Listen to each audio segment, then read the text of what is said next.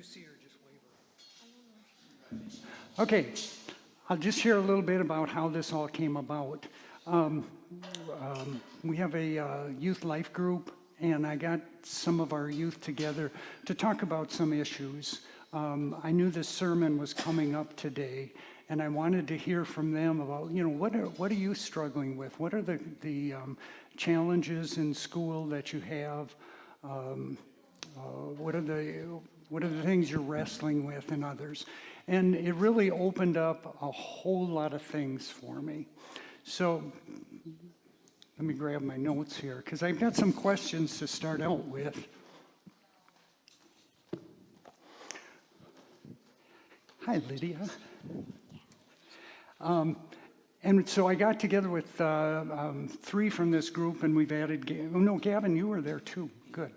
These were the 4 that discussed it. And for me, it was really an eye-opener, and I really appreciated it a whole lot. So I said, would you guys be willing to be part of a panel discussion? And they agreed. So here's how I started out. And I'll ask the same questions of you guys now that I asked you that day. What I did was I shared with them when I was growing up. I remember in junior high school, my awareness was nothing compared to yours.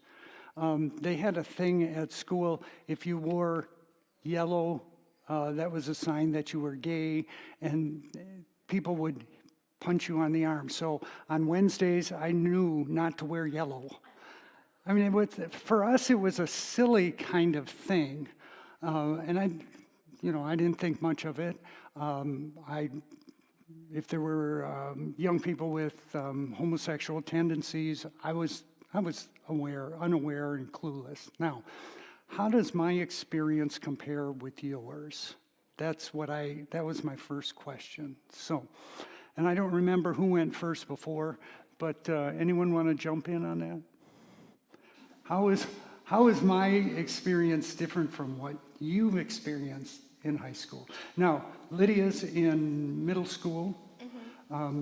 Hattie she was at college this last year. Sam and Gavin both in high school. So we got kind of the gambit. So this was yeah. And your brothers are here? Is that good or bad? It is what it is, I guess. Okay.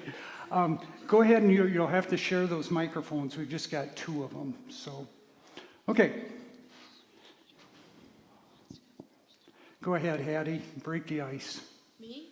Sure. Okay. Like I said, I went to college at UW Platteville, so completely different. If you would have punched somebody for being homosexual, you would be quote unquote canceled, I guess.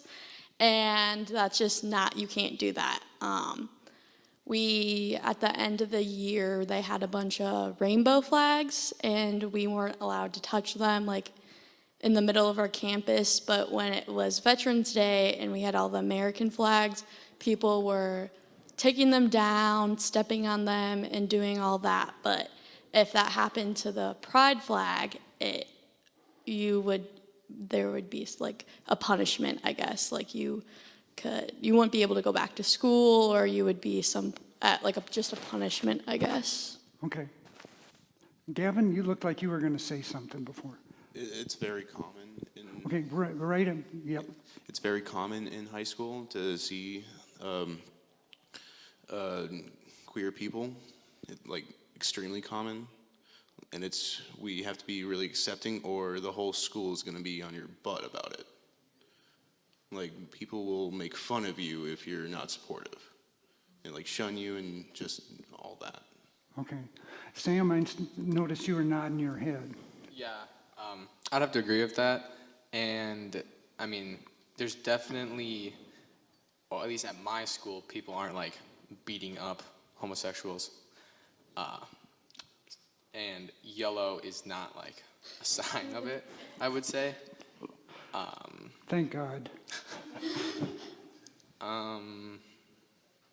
But yeah, it's very, very common. There's a lot of people, even in small schools, because I go to Parkview High School, which is 300 kids in the high school.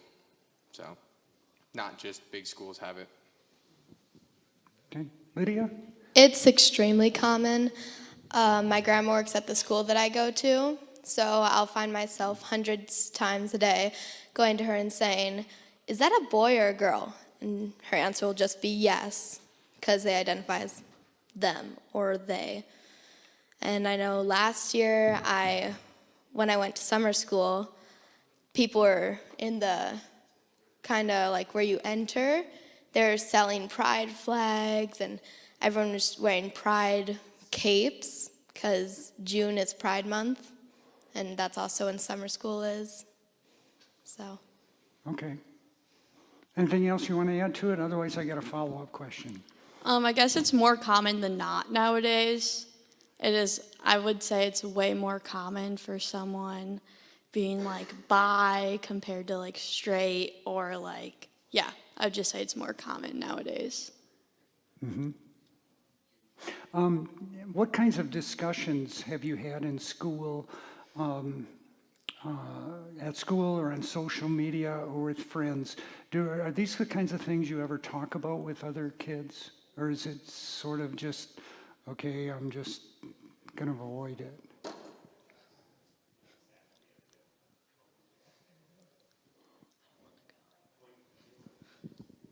I can remember one conversation, Okay.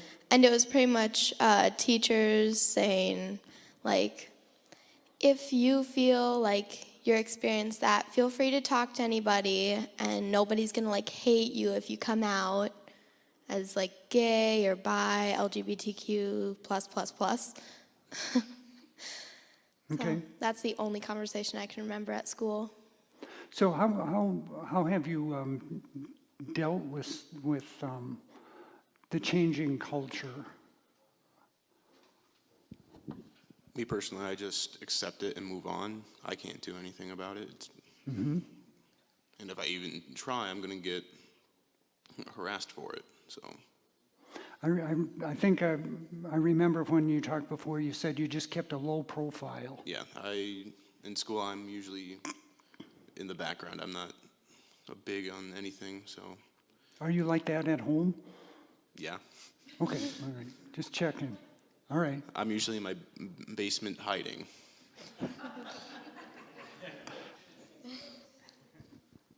I was gonna say, yeah, I just kind of just go along with it. I don't try to make a big scene either way, just because, I mean, I don't really see a point. Like, if that's what you want to do, I mean, I'm not gonna try to interfere and cause a problem that doesn't really involve me.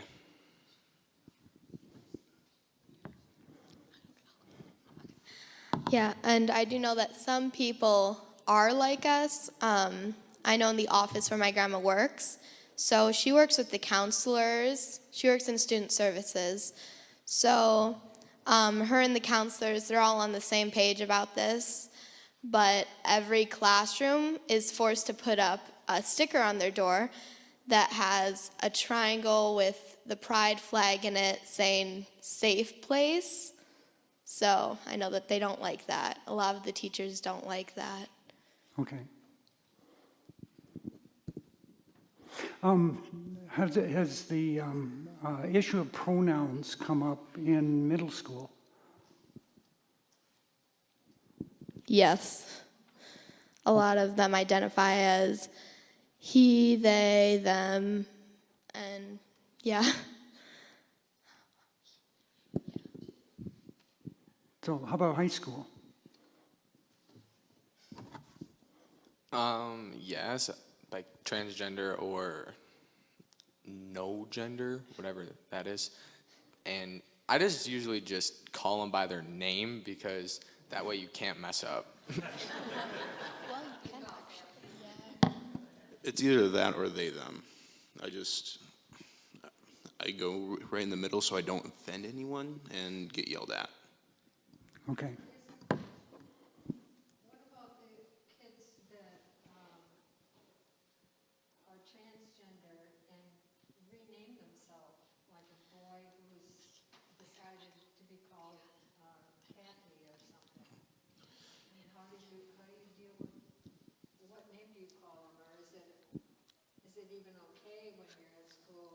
to use, do you have to use your legal name, or can you use a name that you've chosen?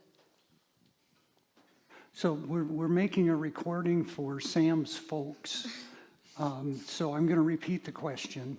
The question that Carol had is, what about trans people who change their names? How do you deal with that? Have you encountered that? I have. You have? Yeah. So one of the people at school actually changed their name to Griffin instead of Caitlin. So now people just call them, Griffin instead. It's just a change of name. And if you get it wrong, they say sorry and stuff like that. Okay. It's ahead. called a dead name, I guess.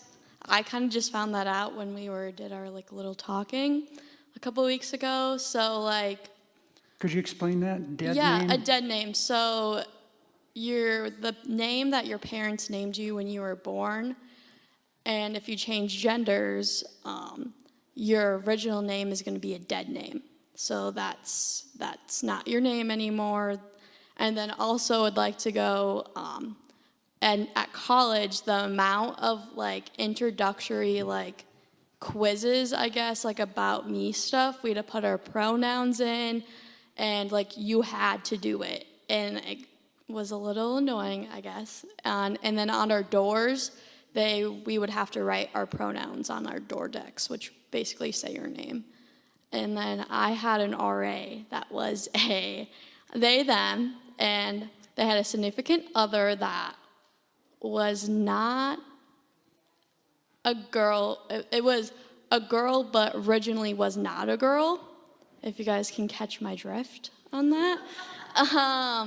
And I lived in the older dorms because I wanted a better college experience, and it was interesting. And they took a shower in our showers. So a boy who decided to become a girl was taking his showers in the girls' wings showers and going to the bathroom in our bathroom. So it was definitely a change, but if I voiced my opinion on that, or if anybody had voiced their opinion on that, I know my mom wanted to, I could have got kicked out of school. So that's why I just left it, and I'm not going back, I guess. So. Yeah, I, this past year, found out about dead naming when I was hearing a bunch of people talking about it in school, and they were talking about fights or something, and then they're like, yeah, it started because somebody death named someone, and I'm like, what's that? And they're like, oh, it's so you use their original name when they change their name. And then somebody said, yeah, if you death name someone, you should be suspended, at least. So people take it very hard when you death name them, apparently, and yeah, that's how I found out. Okay, anything else on that? Did that help, Carol? Okay. Last time I asked you a question and nobody answered it. But I'll ask it again just in case, and if not, we'll just move on. What kinds of questions has this raised for you?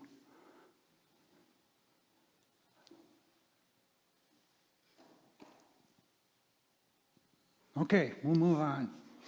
I'm going to open up to some questions. Would you mind if we took questions? I'm going to take your microphone, so you'll have to share that one. Did you have any questions that you wanted to ask? Okay, Jim?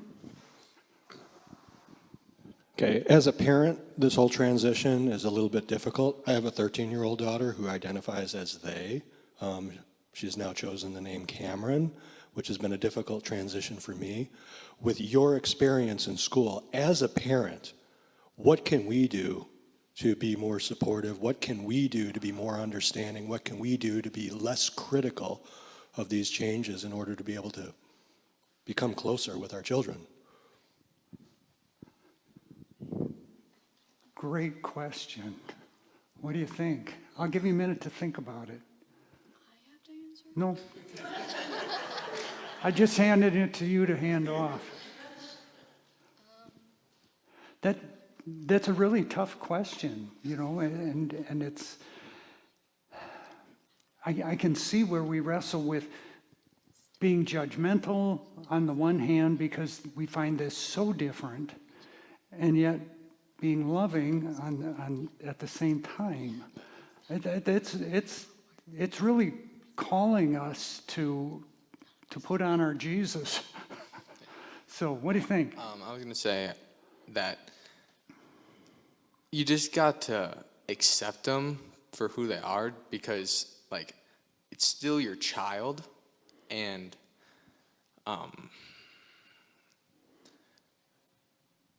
you just gotta like accept them and try to understand from their point of view, like what's maybe like causing that to happen, you know, like other struggles that are going on in their life, and being just trying to connect instead of like maybe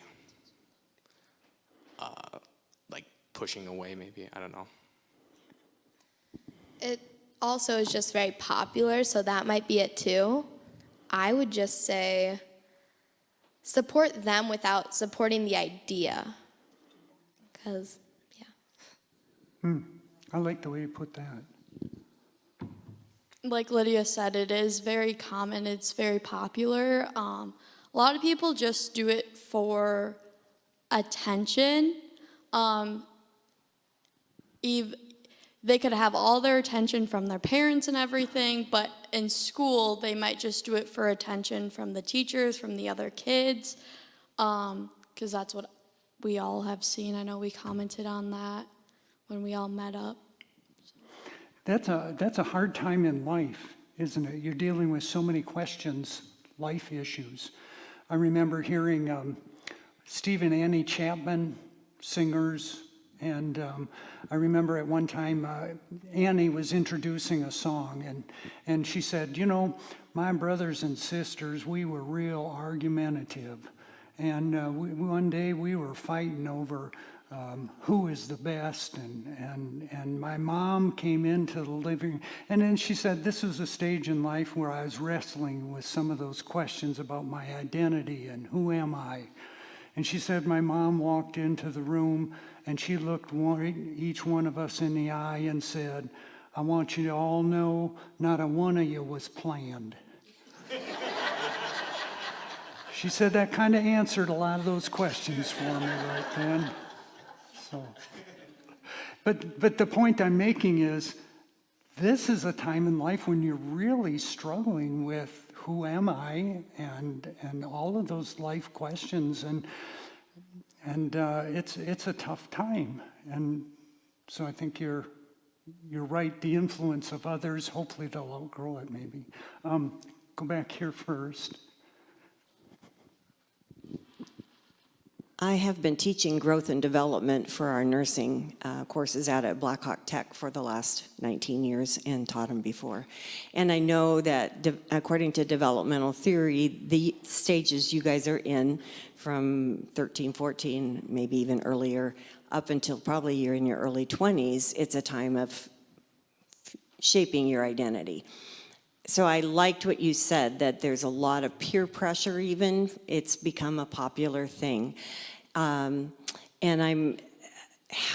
can you, as a believer, who, assuming that you do believe the bedrock truths that Don was talking about this morning, that God created male and female and so on, how can you hold true to that and still love these people?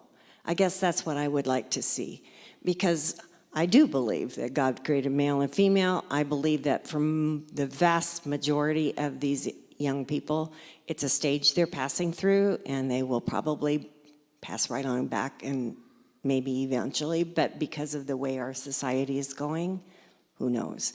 So how can you help them see that bedrock truth? She's throwing a tough question at you, isn't she? So, and maybe you're not able to do that at this point, but you might think of what you may be able to do. I don't know. It would be really hard to try to do that because so many people are on their side, like LGBTQ plus plus plus. And so if you try to talk to them, they'll probably like be mean to you, bully you, get other people to back them up. So it's very hard to try. Yeah, what do the rest of you think about that? What Lydia just said? I wouldn't mess with you, Sam. I've seen you wrestle. I would say that it's maybe not like having to like confront them, like go personally come up to them, but like if, I don't know, you're like in class, you work with groups and stuff, or just kind of like how you act, and then it might spark them to ask you a question about why you do the things you do, or like just kind of not in like seeking to try to put your ideas onto them, but just let them ask you, or let them kind of start the conversation. Sometimes I find my testimony is powerful. So I'm not attacking somebody else, but I'm just saying, okay, here's what I've discovered in my life. So, Hattie, you were going to say something? Nope. I was just nodding my head. Okay. We had another question here and then back to Chuck. I just love what you said, Sam, because that's what I was going to kind of address. You know, I get the feeling sometimes, like what you said, their side and our side.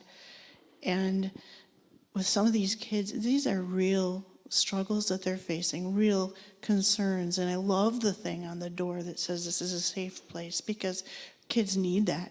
They need to know that they're in a safe place and that someone will listen to them. And instead of being threatened or feeling like I can't say anything because I'll get in trouble, but just maybe live your life like you are, be who you are, and loving. I was going to ask, how can you go about that? Be who you are, and loving and accepting. So it just will draw people to you. But you answered my question, Sam, so thank you. Okay. Did anyone want to comment on? You want to? Just very quickly, I wanted to comment that one of the things we've been learning is just building relationship with people makes a huge, huge difference. And just this weekend, we've seen the results of what happens when we just build relationship with people. Describe that, would you? What happened? I think this would be instructive. What happened this weekend?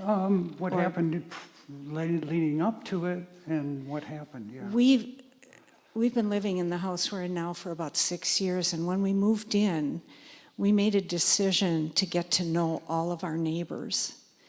And we haven't been able to share much spiritually with them at this point or engage in spiritual conversations, but we've just loved them, and have built relationship with them. We had a block party the last couple years, and one of our neighbors, 2 houses down from us, is the son of the couple that were struck by lightning. And we were out walking on Friday, and we walked past his parents' home, and we had met his parents also, and we knew them. And he was at his parents' home, and he saw us, and he practically ran across the street and told us what had happened.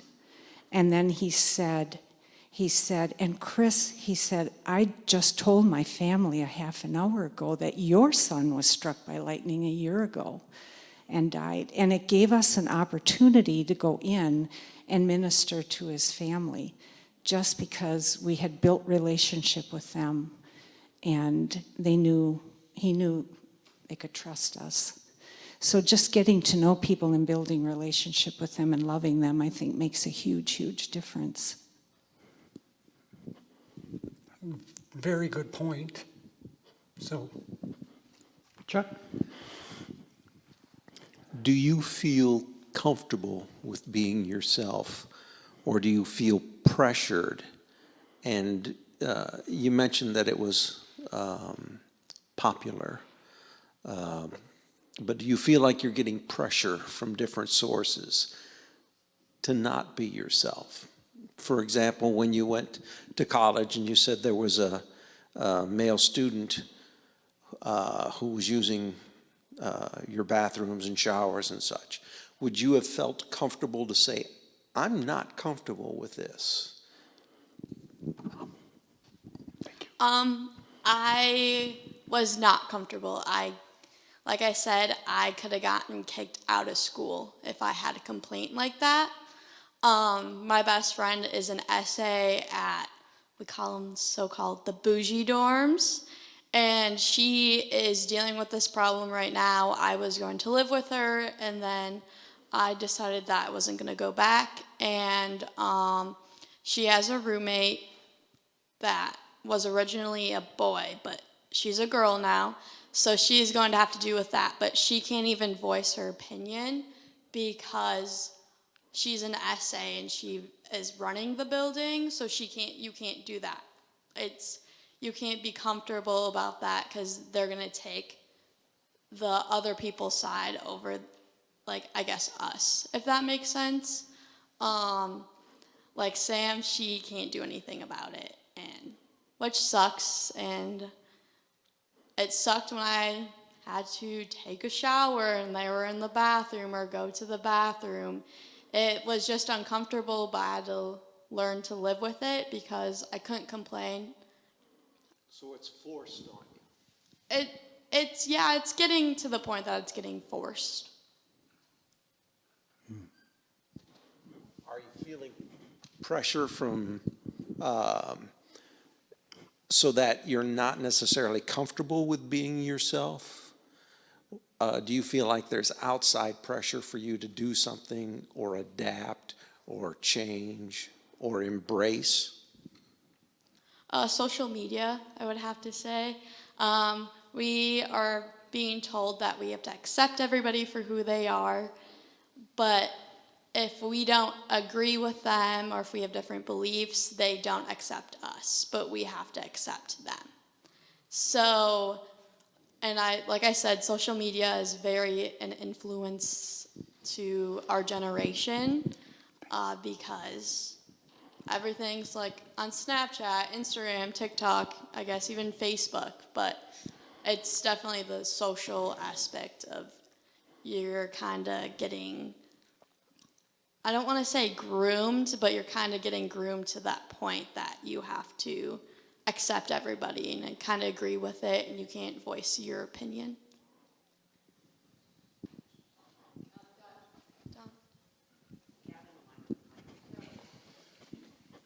It also depends on the people you surround yourself with. Like, my group of friends, I do have a few bi friends, but they don't force anything on me.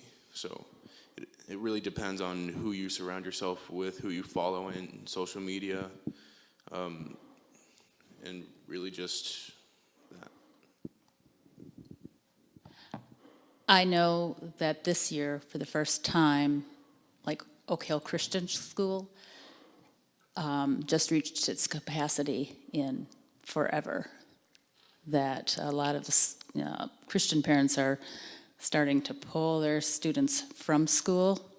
And I know others, the homeschool is also growing by leaps and bounds. I don't know if that's eventually going to put pressure on schools. Is that something that your parents have ever considered?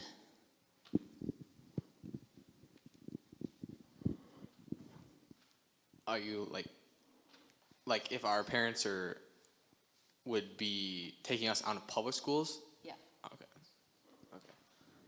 My parents have not thought of that. Right. But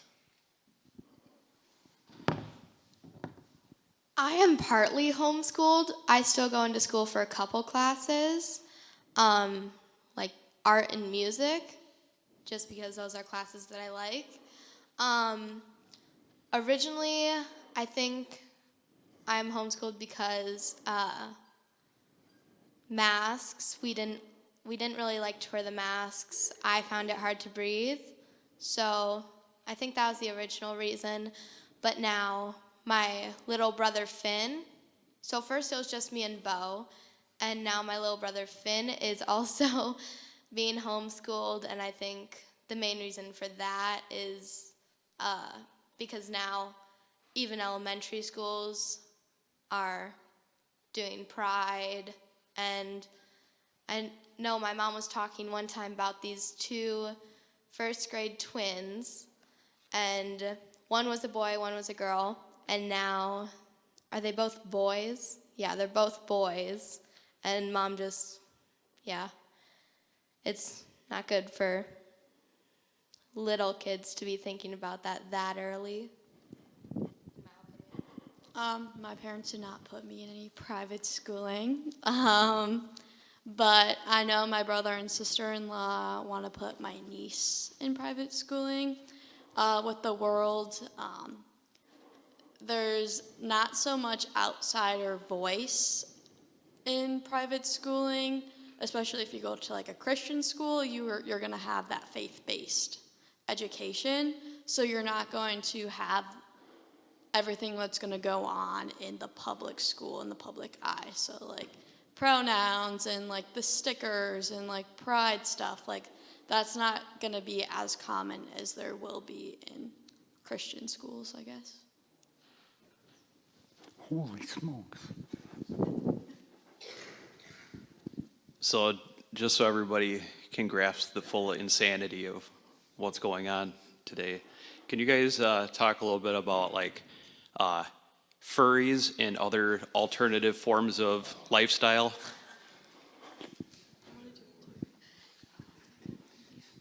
There are now people that will go around wearing tails, and now they're like cat girlfriends or like dog girlfriends or something. Like they'll wear collars and like have someone take them on a leash and walk them.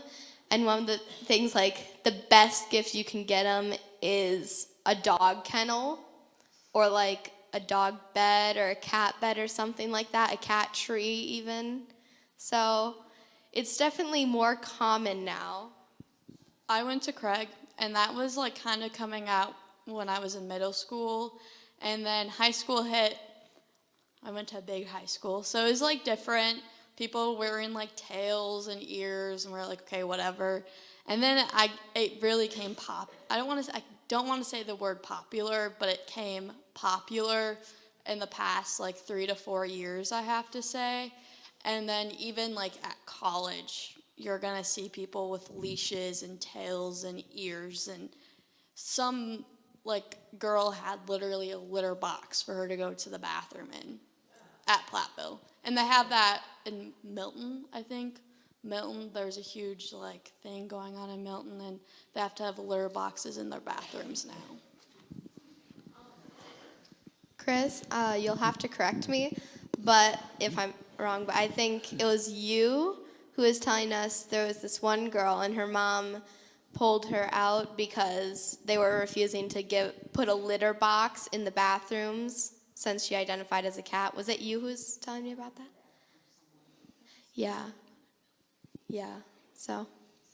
Okay. Dave's got a question. This will be our last question. Sam, I don't want to embarrass you, but your mother is the principal at a school in Milton, right? Yeah. Does she have the same problems that we're talking about now? Does she ever discuss those problems with you? She said that there's been, I think, just like one kid that isn't, hasn't like come out, but just has like actions and characteristics of a different gender than what they biologically are. Does she have a problem with the school board on any of those issues? Not that I'm aware of. Yeah. I want to thank you for staying today. I believe that you really honored these these students, and I'd appreciate it if you just came up afterwards and expressed your appreciation to them. Thank you so much for being vulnerable. This was an education for me, and I'm sure it has been for many of you as well. So one thing I want to close with is it feels like a tsunami, a moral tsunami coming over us.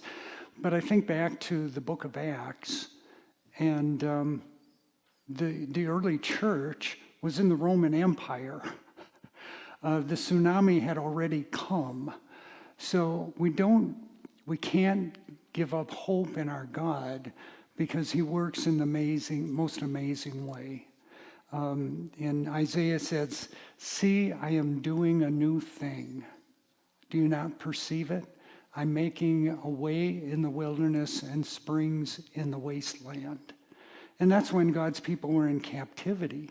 He was speaking to them. So we shouldn't be surprised that we live in a world that is not always going to be welcoming to a Christian worldview. But we need to move on in hope and confidence that God can work in amazing ways. We don't know how he's going to work in all of this. And so thank you for sharing today. And thank you, Lord, for giving us this opportunity. All right. Thank you for coming.